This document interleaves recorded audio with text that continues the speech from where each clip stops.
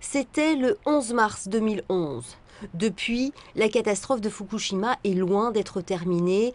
Il y a une dizaine de jours, TEPCO fait état d'un écoulement d'eau radioactive en provenance d'un réservoir pourtant recouvert de revêtements, censé empêcher le liquide issu des réacteurs de s'infiltrer dans la Terre.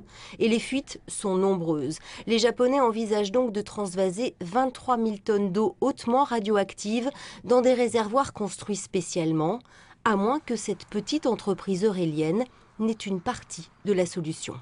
La particularité de notre résine par rapport à d'autres types de résines du type époxy, c'est que notre résine a une certaine souplesse qui permet de ponter des fissurations du béton qui peuvent être très importantes. Un film de notre résine de 2 mm peut ponter des fissures du béton de 4 à 5 mm d'ouverture. Donc on garantit de cette façon-là non seulement l'étanchéité, la protection anti-corrosion et aussi le confinement quand on a des produits qui peuvent être contaminants ou dangereux. Cette résine, applicable sous l'eau, peut être utilisée par des robots en zone contaminée. Chemica a travaillé presque 3 ans sur le site nucléaire de Pierre-Latte. Une vingtaine d'échantillons est en cours de préparation. Pour les faire tester dans les labos locaux en Chine.